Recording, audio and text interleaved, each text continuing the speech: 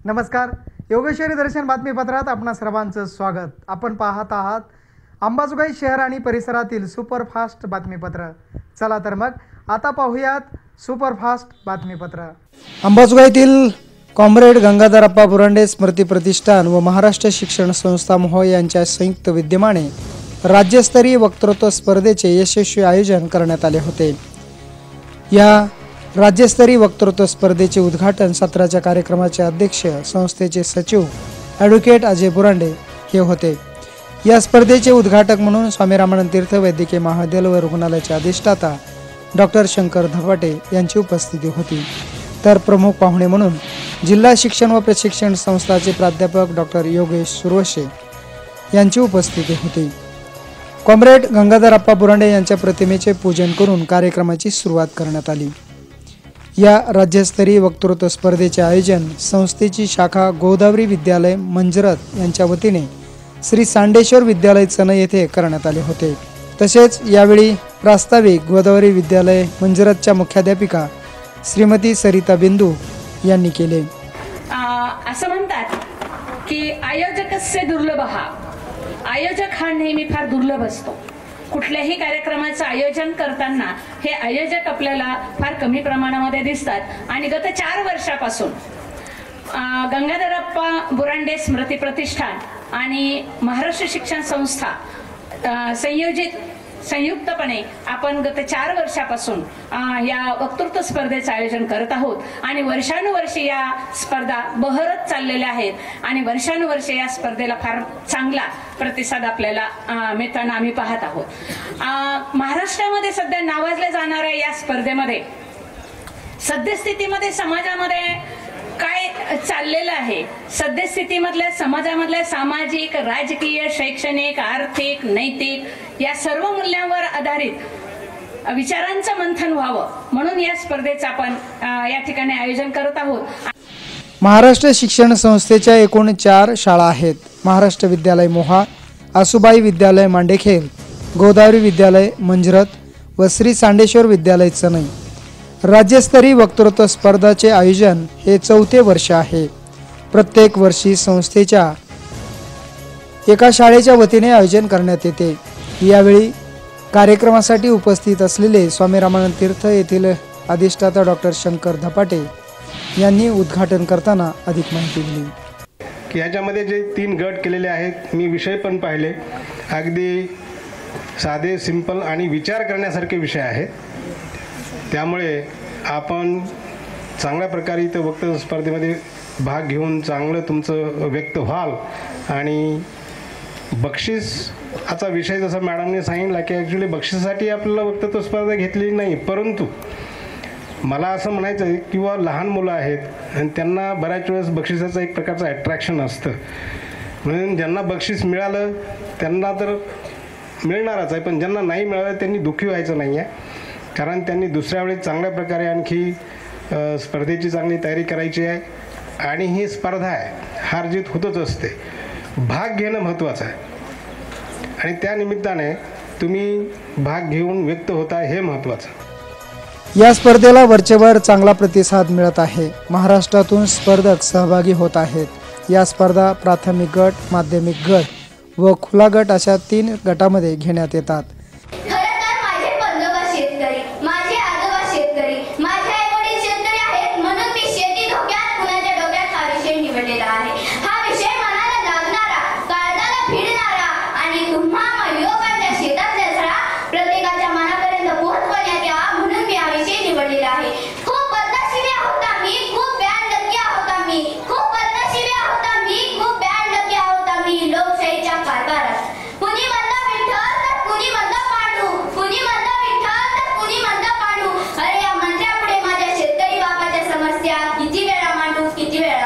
यावर्षी 3ही गटात एकूण जवळपास 300 स्पर्धकांनी भाग घेतला आहे.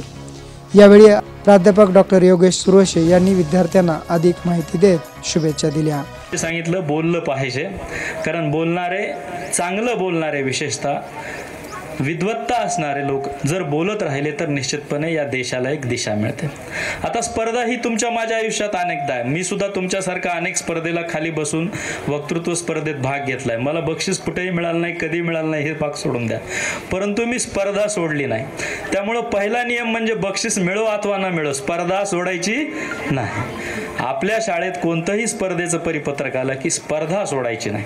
इतरांना संधी देणारा योजक आपल्याला महाराष्ट्र शिक्षण सेवा संस्थेच्या माध्यमातून सापडलेला आहे. 66 वर्षापासून चालत आलेली संस्था अत्यंत उत्कृष्ट पद्धतीने ही राज्यस्तरीय स्पर्धा लहान मुलांसाठी, विशेषतः तरुण वयातल्या मुलांसाठी भारताचे सुजाण संपन्न नागरिक व्हावेत या उद्देशानं कार्यरत होते.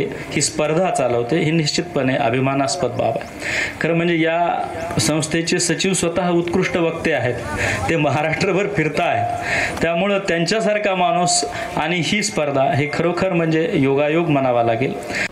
प्रत्येक गटातून प्रथम क्रमांकासाठी 2100 रुपये बक्षीस, द्वितीय क्रमांकासाठी 1100 रुपये, तृतीय क्रमांकासाठी 700 रुपये बक्षीस व उत्तेजनार्थ 2 बक्षिसे दिले जाणार आहेत. यावेळी काही शिक्षकांनी बोलताना या आयोजनाबद्दल आनंद व्यक्त केला आहे.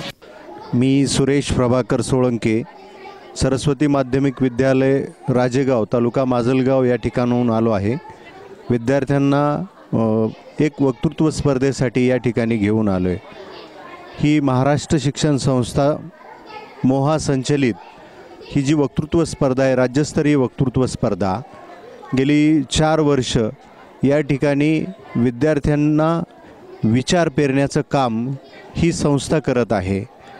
मुळात आपण जसं म्हणतो की 1 वर्षाची बिदागी हवी असल्यास धान्य पेरा, 100 वर्षाची बिदागी हवी असल्यास माणसे पेरा आणि 5000 वर्षांची बिदागी हवी असेल तर विचार पेरा. हे विचार पेरण्यासाठीचा जागर या संस्थेनं सुरू केलेला आहे. अगदी प्राथमिक स्तरापासून 4थीच्या विद्यार्थ्यांपासून ते खुल्या गटापर्यंत या ठिकाणी संधी मिळते. विद्यार्थ्यांना वक्तृत्व स्पर्धेच्या माध्यमातून व्यासपीठ मिळावे तसेच या संस्थेच्या माध्यमातून अतिशय छान नियोजन केले असल्याचे सांगत काही शिक्षकांनी आनंद व्यक्त केला आहे. शेख एम.ए. मुख्याध्यापक, जिल्हा परिषद उच्च प्राथमिक शाळा पाटोदा मंगापूर, तालुका अंबाजोगाई या ठिकाणाहून या स्पर्धेसाठी आलेलो आहे. मी माझ्यासोबत माझ्या शाळेतील 3 विद्यार्थ्यांना या स्पर्धेसाठी घेऊन आलेलो आहे. आणि ही जी स्पर्धा या ठिकाणी आयोजित केलेली आहे कॉम्रेड गंगाधर अप्पा बुरांडे यांच्या स्मृतिप्रित्यर्थ, ही अतिशय म्हणजे अलौकिक अशी स्पर्धा आहे. या स्पर्धेतून आज आपण पाहतो की पूर्ण बीड जिल्ह्यातून बाहेरच्या जिल्ह्यातून या ठिकाणी विद्यार्थी उपस्थित झालेले आहेत. आणि एवढे मोठे विद्यार्थी या ठिकाणी आलेले असताना सुद्धा या संस्था आणि या संयोजकांनी या ठिकाणी खूप म्हणजे सुंदरशी याची व्यवस्था या ठिकाणी केलेली आहे. स्पर्धेचा उद्देश आणि विषय इतके महत्त्वाचे आहेत की पर्यावरण संवर्धन अतिशय महत्त्वाचा विषय आहे. त्याचबरोबर शेती, माझ्या स्वप्नातील भारत, मला आवडलेले हे 2 विषय अतिशय महत्त्वाचे आहेत. या स्पर्धेला उपस्थित असलेल्या वेगवेगळ्या गटातील स्पर्धकांनी विविध विषयावर वक्तृत्व स्पर्धा यशस्वी केल्या. राष्ट्र स्वतःच्या मालकीचा डाटा वापरून हार्बर संरक्षण क्षेत्र उभे करतायत, परंतु भारताच्या मालकीचा डाटा हार्बर संरक्षण क्षेत्र उभे करत नाही, तर तो डाटा रील बघण्यात कसा संपवायचा हा विचाराचे तरुण करतायत. अहो, जग किती ऍडव्हान्स झालंय. मोबाईलच्या दुनियेत सारच कसं फॉरवर्ड झालंय. सकाळी उठल्यापासून ते रात्री झोपेपर्यंत आयुष्य आता कॉपी पेस्ट झाले. सुखदुःखाचेही इव्हेंट झालेत मोबाईलमध्येच दिसणं झालं. इंटरनेटच्या या आधुनिक युगात आयुष्य आता व्हायरल झाले. कॉम्रेड ॲडव्होकेट अजय बुरांडे यांनी अध्यक्षीय समारोप करताना स्पर्धकांचे शुभेच्छा देऊन सर्वांचे अभिनंदन केले. पण खेदानं मला या ठिकाणी नमूद करावं वाटतंय की आज कुठंतरी उत्तर प्रदेश सारख्या राज्यामध्ये, अथरसारख्या ठिकाणी शाळेची भरभराटी व्हावी म्हणून जी शाळा ही खऱ्या अर्थानं विज्ञानाचं, जीवनाचं कल्याण किंवा विद्यार्थ्याला एक चांगला नागरिक बनवणारं केंद्र समजलं जातं, त्या शाळेमधल्या विद्यार्थ्यांचा नळबळी देणं एका बाजूला पद्धत चालू आहे. दुसऱ्या बाजूला नको ते प्रकार रोज आपण वर्तमानपत्रामध्ये वाचतोय.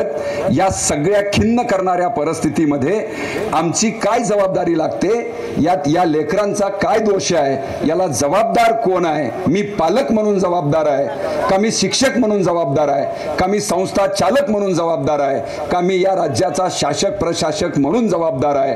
ही विचारण्याची आणि जबाबदारी घेण्याची वेळ आपल्यावरती आलेली आहे. निष्पाप लेकरं हे आज बळी जात आहेत, उद्या त्यांचा बळी त्यांचं भविष्य अंधारामध्ये आहे. या सगळ्या बाबीमध्ये अशा ही प्रतिकूल परिस्थितीमध्ये हा विद्यार्थी आणि विद्यार्थिनी आपल्या पूर्ण बलबुत्यावरती, आपल्या ताकदीवरती, आपल्या बौद्धिक आणि मानसिक खंबीरतेनं या निर्माण होणाऱ्या प्रतिकूल परिस्थितीमध्ये सुद्धा तो कसा सर्वाईव्ह होईल आणि याच्या बदलासाठीचा भाग कसा बनेल, या हेतूनं हे सगळे विषय. विशेष म्हणजे कॉम्रेड गंगाधर अप्पा बुरांडे यांनी गरीब नागरिकांच्या मुलांना उत्तम व दर्जेदार शिक्षण मिळावे यासाठी अशा शाळांची सुरुवात करून विद्यार्थ्यांना चांगले शिक्षण मिळत आहे. काही विद्यार्थ्यांनी या स्पर्धेबद्दल आपले मत व्यक्त केले. नमस्कार, माझे नाव पद्मजा वशिष्ठ मुंडे आहे. मी संत तुकाराम विद्यालय नागापूर कॅम्प तिथून इथे आलेले आहे. मला या सर्व स्पर्धकांकडे पाहून असे वाटते की खूप चांगली तयारी करून स्पर्धेसाठी आलेले आहेत आणि मी शेती धोक्यात कोणाच्या डोक्यात यावर भाषण घेतलेलं आहे. त्याचा शेवटचा डायलॉग मी तुमच्यासमोर म्हणून दाखवणार आहे. त्याची म्हणजे एक कविताच आहे. शेतकरी आहे देशाची शान, शेतकरी आहे देशाची शान, असे सर्वांचा प्राण आहे, साऱ्यांना अभिमान आहे, साऱ्यांना अभिमान, द्या रे त्याला एकदा सन्मान, द्या रे एकदा त्याला सन्मान. माझे नाव ओमराजे परमेश्वर सातपुते आहे. मी चंपावती या शाळेत शिकतोय. मी बीडमधून आलोय. तर माझा उद्देश एकच होता, इथं मला भाषण करायला येत होतं, पण माझे मित्रही आहेत, तर त्यासोबत मला आनंद वाटतोय. विशेष म्हणजे चनई परिसरातील सांडेश्वर विद्यालयातील परिसर हा हिरवाईने नटलेला असून भिंतीही बोलक्या करण्यात आल्या असून येथील शिक्षकही विद्यार्थ्यांना उत्तम पद्धतीने शिक्षण देऊन घडविताना दिसून येत आहेत. या स्पर्धेचे आयोजन सुंदर केल्याचे शिक्षक व पालकही यावेळी बोलताना सांगतायत. नमस्कार, माझे नाव स्वस्तिका दिनकर राऊत. माझ्या शाळेचं नाव युसूफ वडगाव माध्यमिक व उच्च माध्यमिक विद्यालय, युसूफ वडगाव, तालुका केज, जिल्हा बीड. मी इथे राज्यस्तरीय वक्तृत्व स्पर्धेसाठी आले आहे. इथली व्यवस्थाही खूप छान आहे. इथे पालकांची खूप छान व्यवस्था आहे आणि इथले विद्यार्थी पण खूप छान भाषण करत आहेत. मी इथे आयोजित केलेल्या राज्यस्तरीय स्पर्धकाची एक स्पर्धक आहे. तर इथे मी सांगू इच्छिते की इथं सगळेच स्पर्धकी एकदम असे जोशात म्हणता येईल आपल्याला तसं भाग घेत आहेत, पण इथं सगळे स्पर्धकीय भाग घेण्यासाठी नाही असं दिसून नाही येते, तर सगळ्यांमध्येच एक बक्षीस घेऊन जाण्याची जिद्द इथं बघायला भेटते आपल्याला. आणि इथली व्यवस्था ही खूप छान करण्यात आलेली आहे आणि कुठेतरी हे आपल्याला प्रोत्साहन करण्याचं काम करत आहेत, कुठेतरी आपल्याला हे मार्गदर्शन करत आहेत, कुठेतरी आपल्याला एक व्यासपीठ निर्माण करून द्यायचं काम इथे आपल्याला बघायला भेटते. राज्यस्तरीय वक्तृत्व स्पर्धा घेऊन दरवर्षी विद्यार्थ्यांमध्ये आत्मविश्वास वाढविण्याचे कार्य होत असल्याचे विद्यार्थी यावेळी बोलताना सांगतायत. माझं नाव यशोदा हनुमंत चौधरी. मी छत्रपती संभाजीराजे ग्लोबल स्कूल या स्कूलमध्ये शिकते. आज मी राज्यस्तरीय वक्तृत्व स्पर्धेसाठी या स्कूलमध्ये आलेले आहे. या स्कूलमध्ये खूप साऱ्या स्कूलमधून विद्यार्थी भाषण करण्यासाठी आले आहेत. त्यांनी खूप छान तयारी केली आहे. मला वाटतं सगळ्यांनी खूप छान तयारी केली आहे. या शाळेने खूप चांगल्या सुविधा, जे पण बाहेरून आलेले आहेत विद्यार्थी त्यांच्यासाठी खूप चांगली सुविधा केलेली आहे. माझं नाव अश्लेष सुशील सोळके. माझ्या शाळेचं नाव जनता प्राथमिक विद्यालय किल्ले धारूर. मी धारूर या शहरातून आले इथे स्पर्धेसाठी. इथे खूप चांगल्या प्रकारे स्पर्धक आलेले आहेत आणि आम्ही बक्षीसच घेऊन जाणार. या स्पर्धेचे एक विशेष महत्त्व म्हणजे ग्रामीण भागातील 100 बडकर 1 असे स्पर्धक सहभागी झाल्याचे दिसून आले.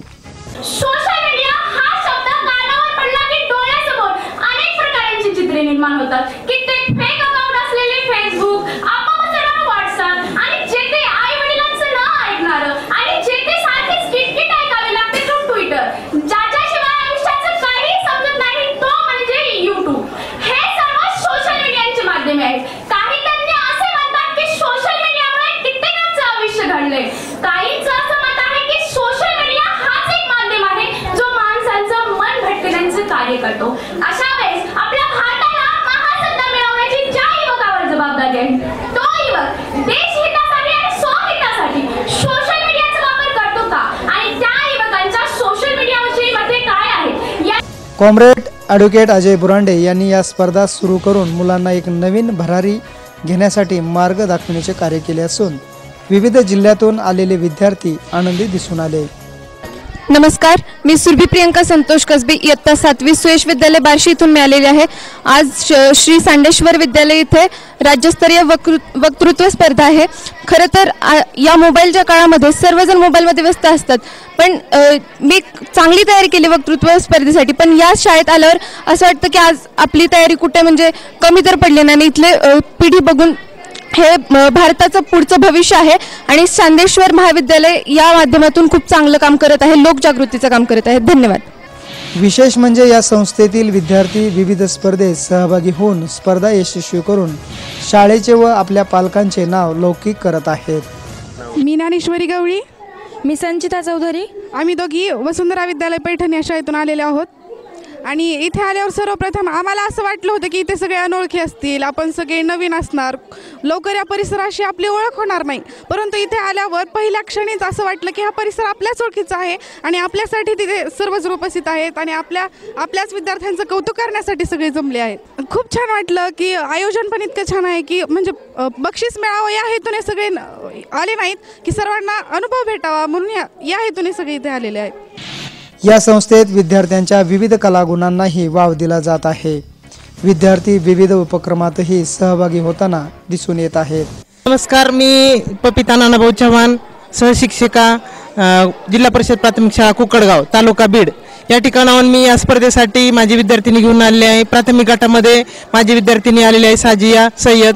तर ह्यांचं जे नियोजन आहे खूप ह्या संस्थेचे आभार मानावे वाटतात, कारण एकदम खेड्यापाड्यातील जे मुलांना संधी मिळण्याचं हे एक ठिकाण आहे. या ठिकाणी मुलांना स्टेज मिळतं आणि त्यांच्या कलागुणांना वाव मिळतो. त्याचबरोबर जे काही पालक आहेत की पालकांना असं वाटतं की आपल्या मुलांना कुठंतरी संधी मिळाली पाहिजे किंवा त्यांच्या कलागुणांना विकास व्हायला पाहिजे, त्यांच्या कलागुणांना वाव भेटला पाहिजे.